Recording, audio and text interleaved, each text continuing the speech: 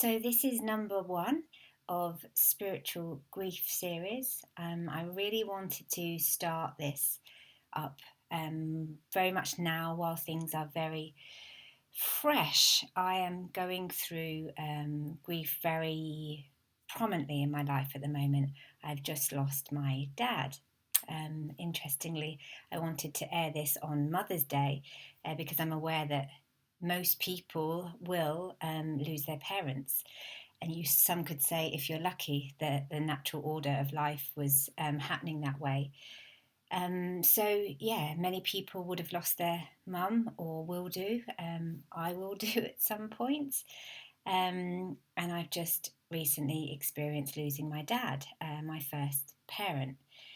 Now, although I've been through periods of loss, I've lost all my grandparents.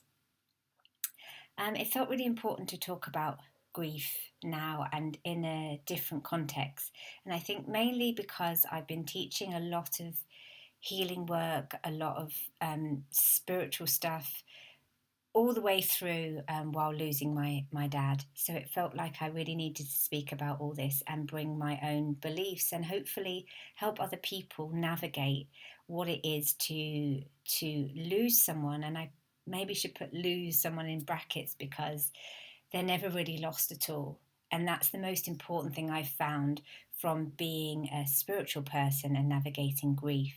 That actually the most important thing to remember is yes, someone has died in the physical, and while that is really painful and that shouldn't be bypassed or pushed over, you haven't lost them in a way that they are not present, not still in your life, not still in the world, in the ether, and can always be connected with. And I think that's what I've learned most on my sort of spiritual journey, and I've learnt it mainly through grief. I actually started this process because I started to write my play Awaken, which is actually about a couple of things. I name Awaken my death play, except perhaps I don't always openly call it like that, but I call it that to myself because it was my own exploration about what death really was. Because it started with two impetuses that I needed to write about and to understand more in the world. And firstly was my own experience with my nan, who was like my guardian angel, is my guardian angel. And as well, having an experience of seeing my own past life being killed as a witch, which was both ways that really opened me up spiritually. Now, let me start with my nan. Before, I was very close with my nan growing up. She was like my earth angel. I adored her. Spending time with my nan just brought peace to me, but she also made me feel really grounded and secure and connected. I just felt safe with my nan. And although I'd lost all my grandparents, I have lost them all now. Once again, lost. They've all died, let's say, and they're not in the physical.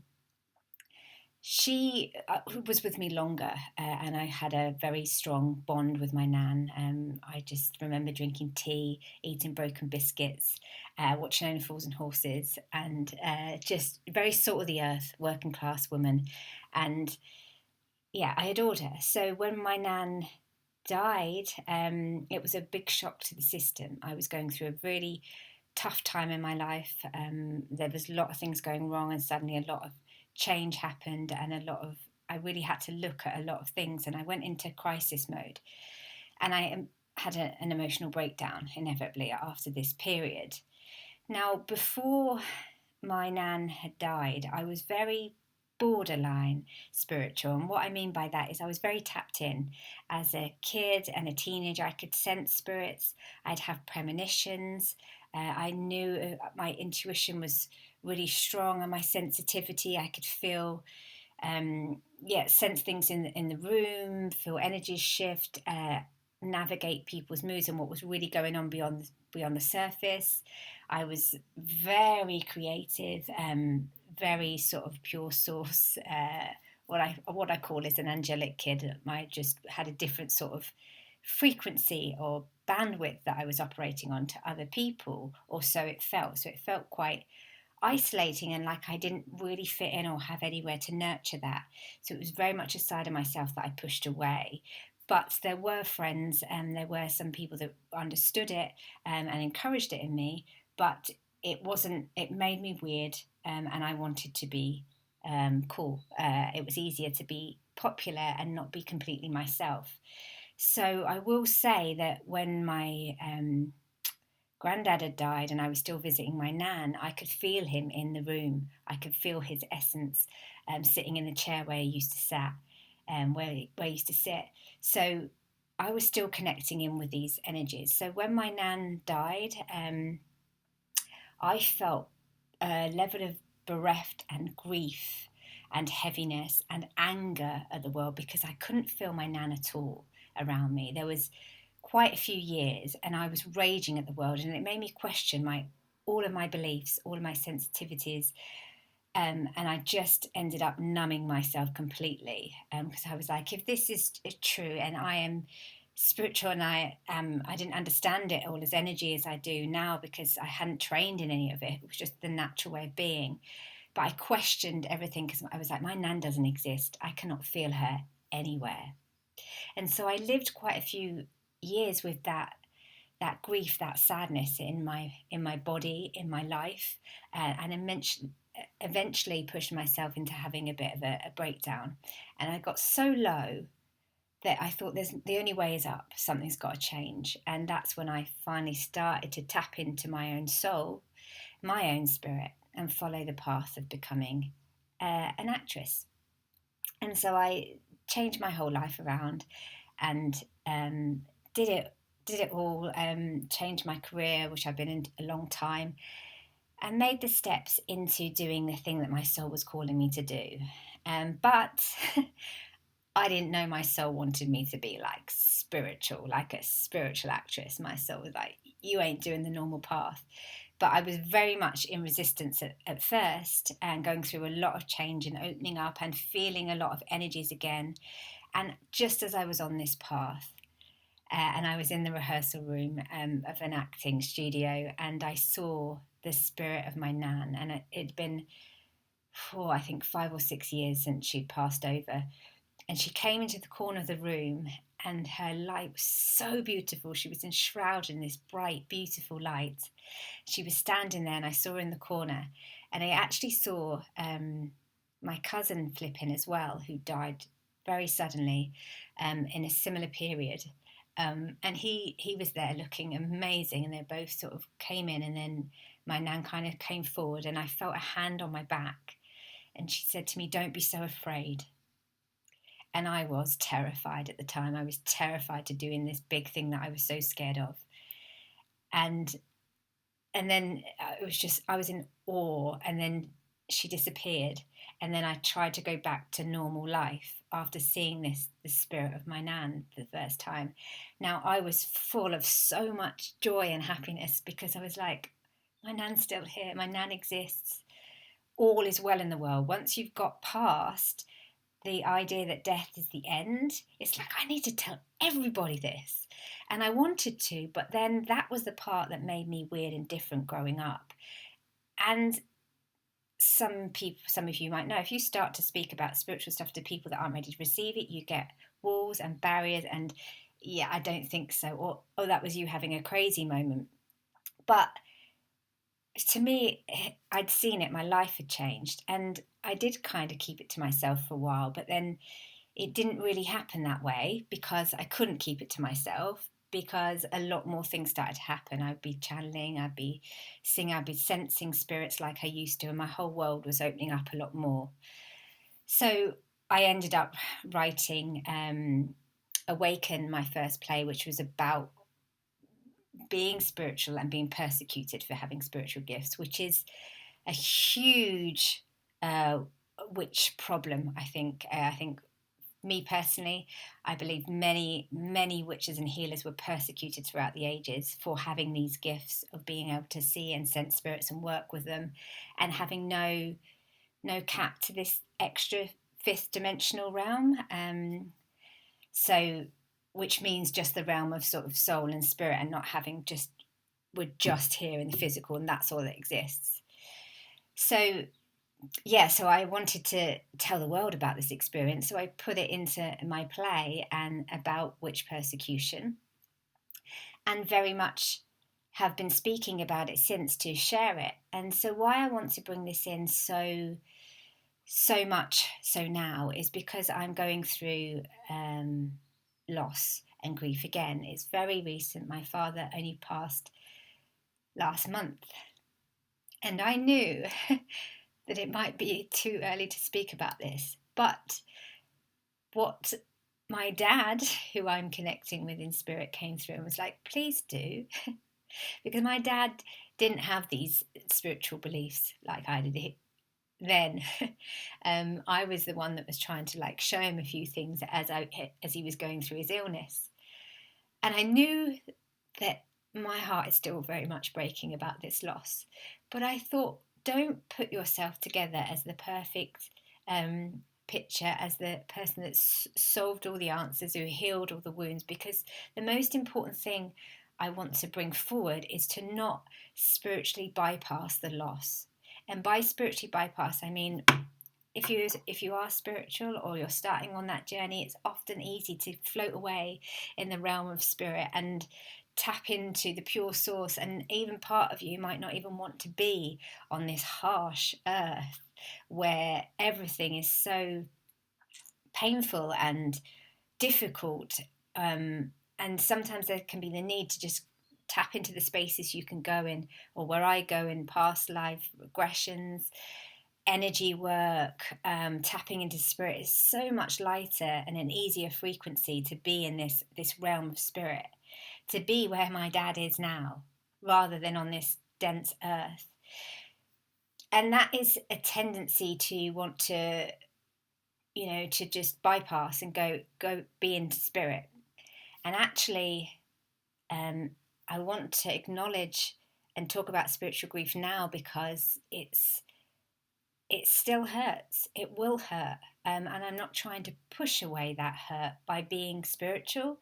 I would love to come home back to my parents' house and give my dad a kiss or hold his hand or give him a cuddle or have a chat. And I can't do that in the same way anymore.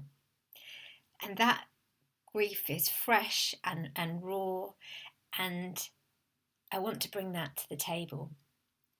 But knowing what I know now,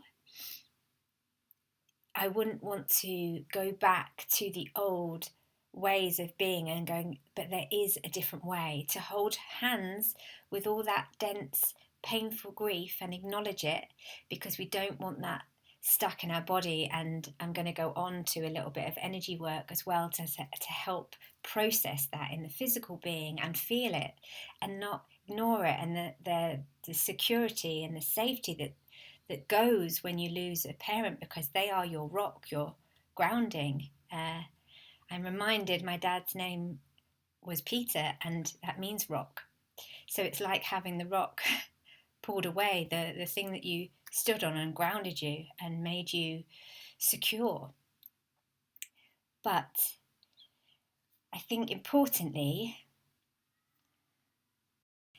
most importantly, if you take one thing away from this, it's from coming from the place of complete loss and devastation and no-thing, as in no one exists, they don't exist. The place that I was with my nan, and the anger and the isolation and the letdown from spirit that I felt, to a place of they are an eternal spirit. And what that means is that you can still have, I mean, I think it's a beautiful, what Samhain really was, Halloween, but Samhain really, it was always about the day that was honoured the ancestors and the loved ones that passed on. And that was a beautiful ritual. And, they have the Day of the Dead in other cultures, and an honouring is that actually it's an illusion. I feel 100% that someone doesn't go on, someone doesn't still exist. I mean, I've stepped very much more into my work as a medium over the past few years. I was kicking and screaming through that one. It was actually through energy work that it came up a lot more stronger in me, because I started to train as an angelic Reiki healer. And at the time, I was talking to people about being a Reiki healer, a normal Reiki healer. And that would be working with energies, sometimes symbols, sometimes different sort of training and techniques. But angelic Reiki is channeling angels, spirits, and then using that life force energy to help heal other people.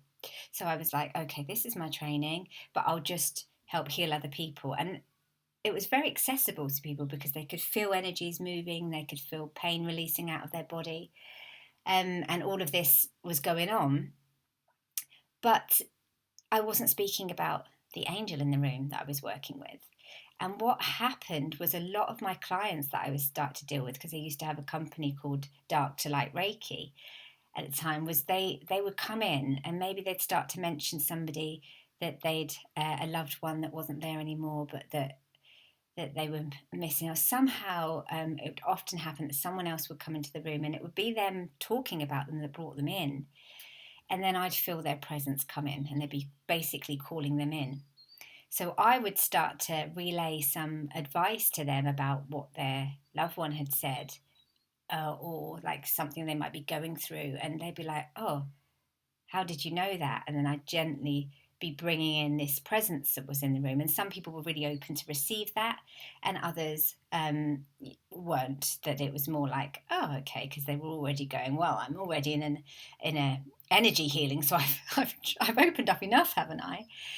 And so gently, my mediumship gift was always there, because I feel that you can't work with energies or understand that your spirit or energy or light frequencies without understanding the whole realm of spirit and soul. And you know, we are spirit, we are beings that have matter, and then we have this energy life force. But this life force that we have, our soul, doesn't just get extinguished at the moment of death. And I know that because I've now witnessed death. I was with my dad when he died, and I felt and I saw the life force. I was with him, talking him through taking his last breath, and it was quite a beautiful moment from a higher self perspective. And I had to jump out of my own essence as his daughter into my higher self to guide him through and to nourish this journey and support him on this transition. And as soon as that happened, I felt like his energy just raise up and then come into me, and the frequency was just lifting. And I've been working with releasing his energy, which I'll talk more later on in the series, because I think it's another important point about where do souls go, which is something I feel very passionate about and I've been working with a long time. But it is a beautiful moment, even though it's very hard, because we love the physical. We love to hold on to that, and it's a very difficult thing to get your mind around. But what I knew completely was, now that's not my dad anymore. His life force has gone on. And I've had the blessing to have a reading only last night from a wonderful medium called Sharon Prince. And I thought it's probably too early to be asking about my dad. But we did. We ended up speaking to him, and I've been very much working with my dad in spirit. And she brought quite a few things through as confirmation and about him that was wonderful to witness. And I guess I feel that we all are our own mediums. If you're spiritual, you're a medium. You speak to spirits. So why would you not be able to speak to the spirit of your loved one? But it's very hard when we have our own grief and our own pain. And I feel that that's what I learned through my nan's passing, that I wanted to apply to my dad now as a different person. That when it happened with my nan, I was in anger and grief, and I wasn't connected with my own soul. And my soul is the higher essence of me, the higher vibration. So if I can try and stay connected with my higher essence, my vibration, and connect, that's when you can connect in with spirit, because they are a different frequency to you. So it is as simple as that, really. If you are not vibrating on their same frequency, you're not going to be able to connect with them, and they're going to try really hard to send you signals, to send you little feathers, little white feathers, or send you a song for you to hear, or feel an essence of them, or mess with your light things. This is all they can do in the electromagnetic realm of spirit, which they are.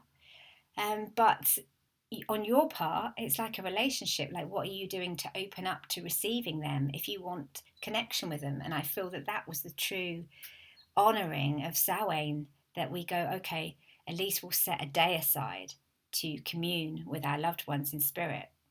But for me, we can set any day aside. And I have this candle here, which I was brought so that I could sit and connect with my dad, and make that special time.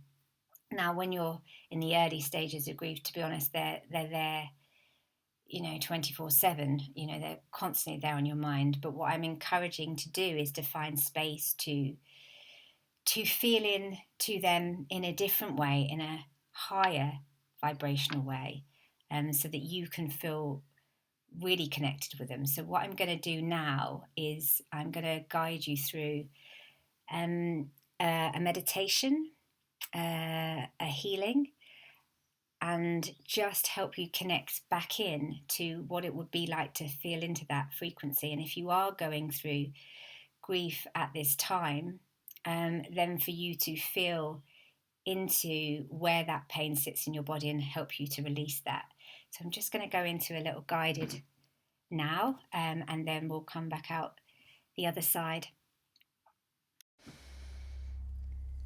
Okay, so get yourself comfortable, either closing your eyes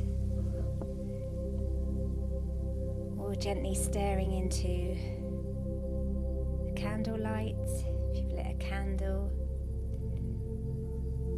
and having your feet placed firmly on the floor.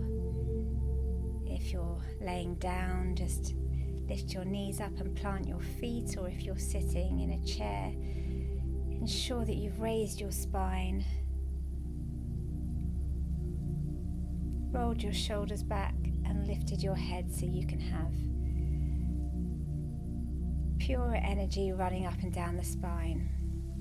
And from this point, take a few big deep breaths, and if you can, expand the stomach into a big balloon on the in-breath, and feel yourself releasing your breath and your stomach coming back in on the out-breath. And again, breathing in that life force energy and letting yourself breathe out all the stagnant energy. And one more time, breathing in and breathing out. Now I want you to take your attention down to your root chakra, and if you don't know where this is, it's inside your body, at the base of your spine, very low down, around near the coccyx. And you can see this as a ball of vibrant red energy. And this is all where our fight or flight organs are stored. This is our safety, and when this comes to grief, this is how we're knocked off balance. Our security, our life has changed in a big way and put us into panic.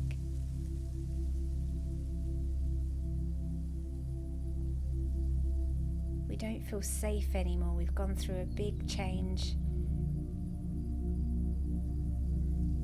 It's very easy to come out of the body because of trauma, because of grief, because of pain.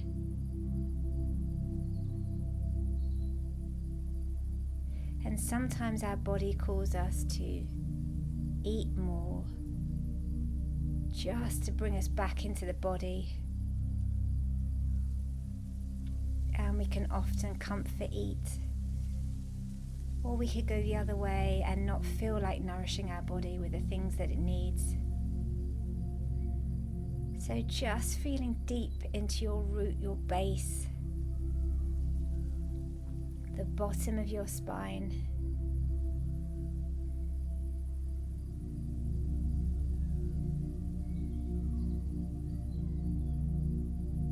And I want you to charge this energy up.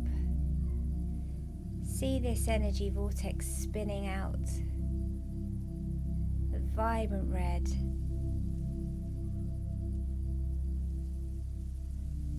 And fear can often be leading this energy center to be heavy and stagnant and still, or shadowy, or not ignited. And the fear of death is probably the hugest problem we have in society. We don't want to talk about it, we don't want to face it, we don't want to acknowledge it, and we certainly don't want to lose our loved ones.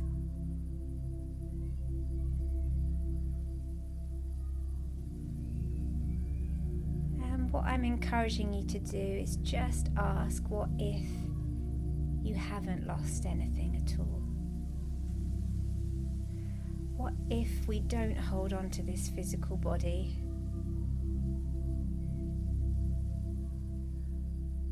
And we try and walk the balance of investing that our body is a temple and it needs care and love and affection. But also at the same time, we are more than this body.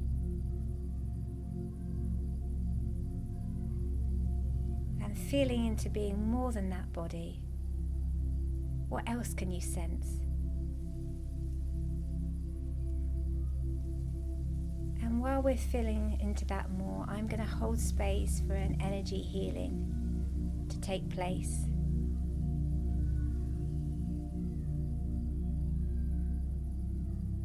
And just listen in to the music.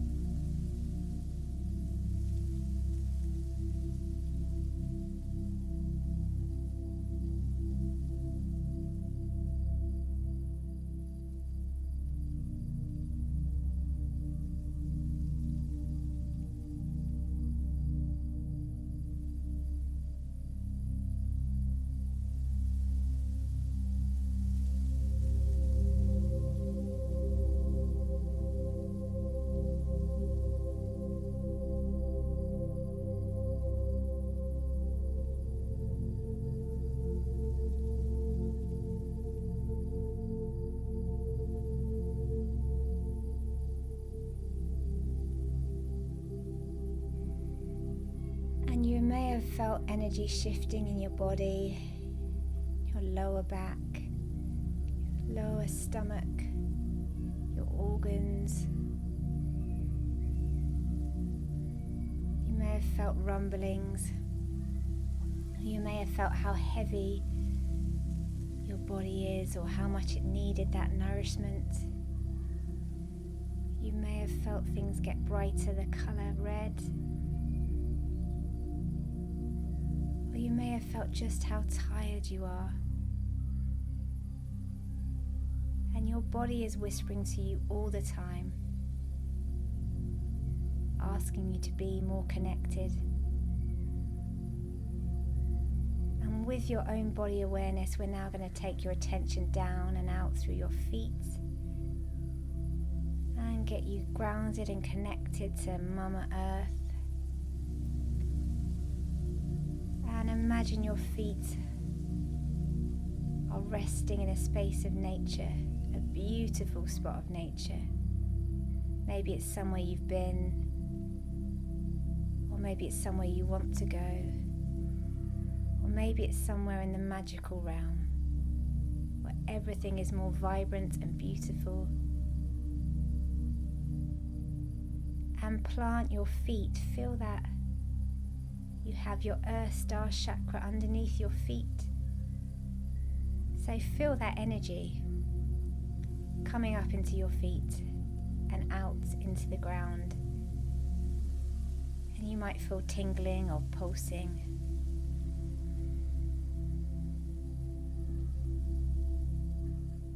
Or you might be able to see little electrical shoots of energy coming in and out. And then breathe this up into your pelvis, into your root chakra, nourishing your body.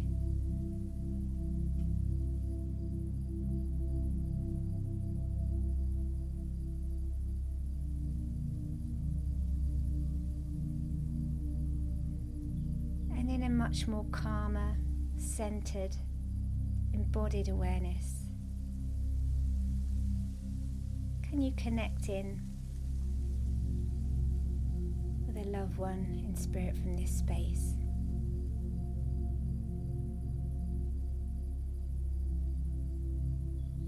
Maybe you can see them in their favourite spot in nature.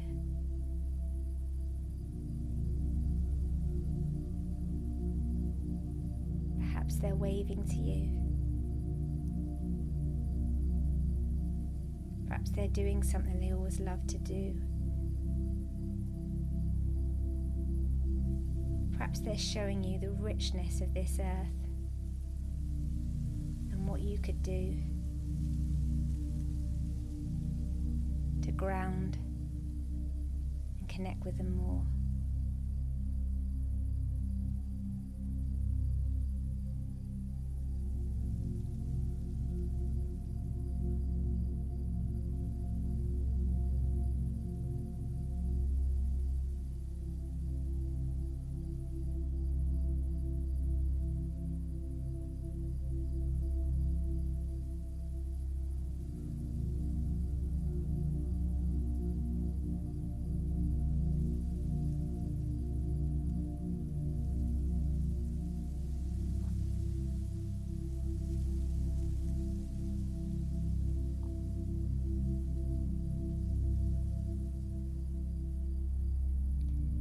Now pulling your energy back in, I want you to feel yourself immersed in a blanket of warm love all around your body, protecting you.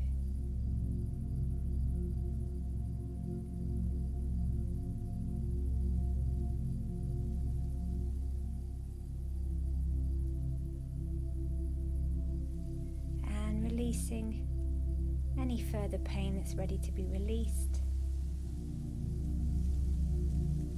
knowing you are safe, you are secure, and you are protected in your own bubble of light.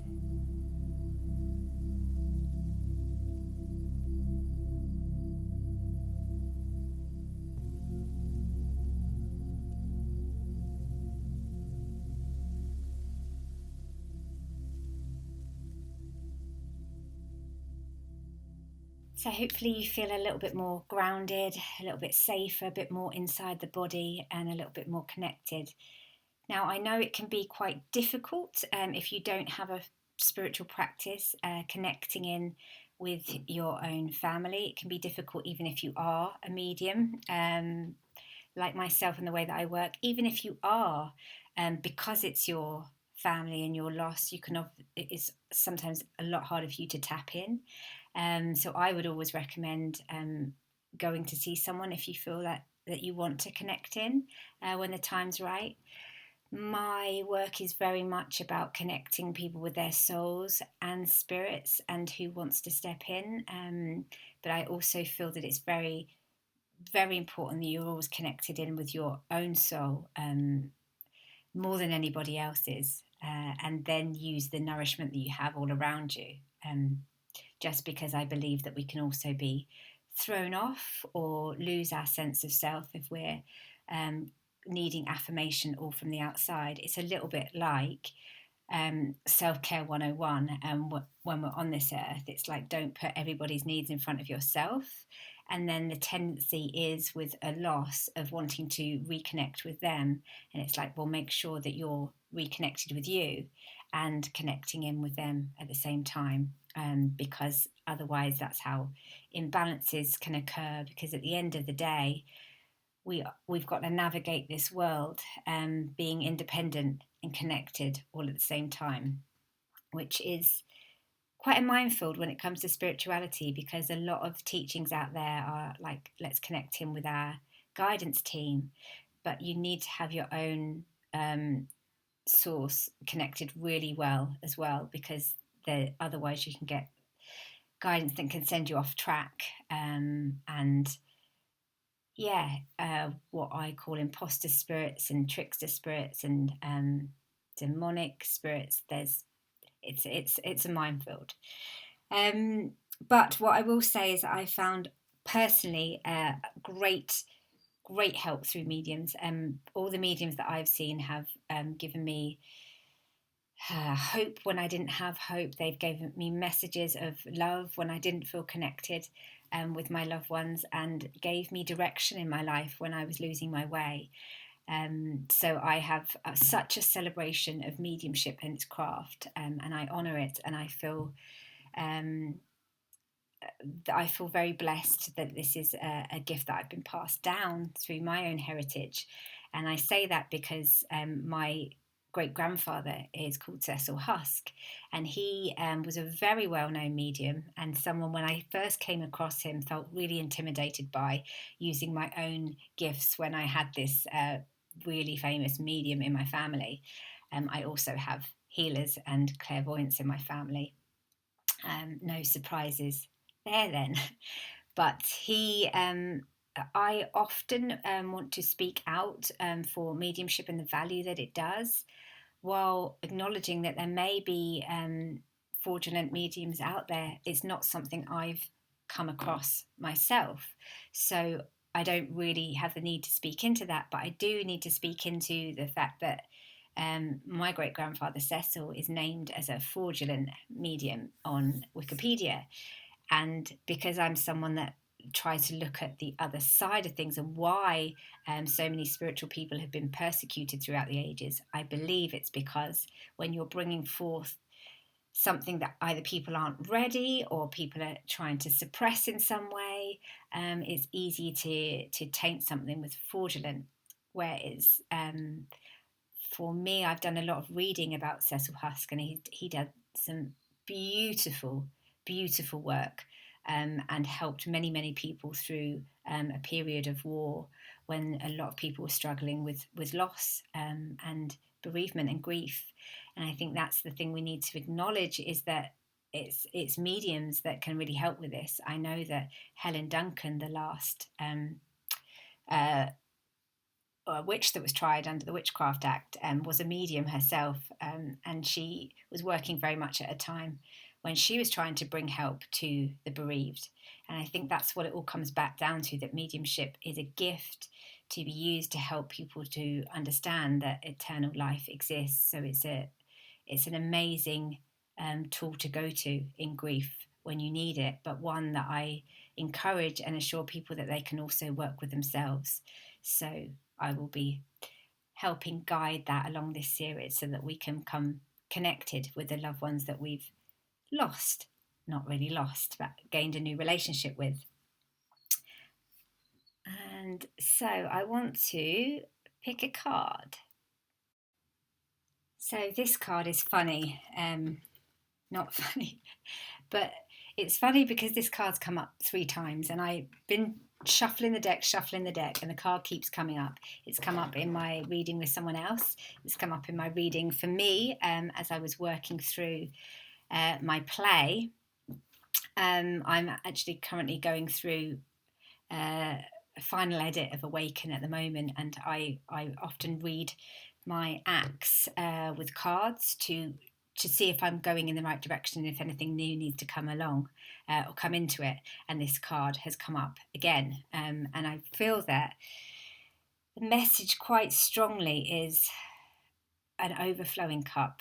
And that cup represents quite a spiritual truth, a grail lineage.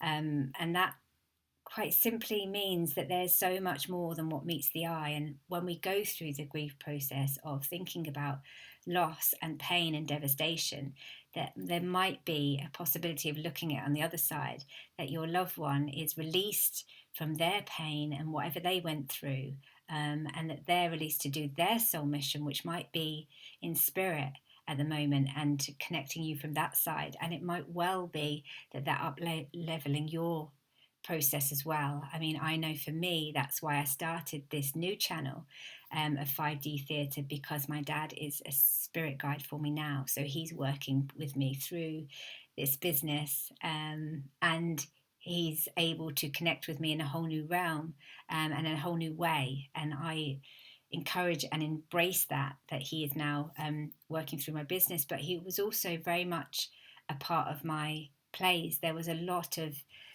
karmic and past life healing. I was working with my dad when he was still here. This was work I was doing independently, and then we were doing different healings. He was going through so much in the last few years of his life, and I honour the courage that he went through to bravely fight a battle with the body and the mind, which he went through both. In a system that had no way to hold it, and I was doing my best to up-level my skills, but we're at a time where systems are crumbling all around us, and there is not enough support, or people are worked to the bone. Doctors and nurses it's a crazy time. I've been in the hospitals a lot and seen the stress that people are under, but also that things are not working anymore. Things aren't showing up, things aren't. And I honestly believe it's because we need to start thinking about people holistically, their whole mind, body, and spirit. And we need to think about the world more holistically and how we can support systems and people much better than we are, because we are an abundant universe, but we've been trapped to believe that we're not. And that's a dangerous place to be, and part of a sort of 3D old paradigm. And we're being called to move into much more 5D consciousness of connecting and working with the spirit and soul in everything that we do. And that for me was a big struggle and a big learning through my dad's illness, and one way he's upgraded me and made me speak out more about what spiritual grief is, but also working with a loved one in spirit through your life purpose and what you go on to do.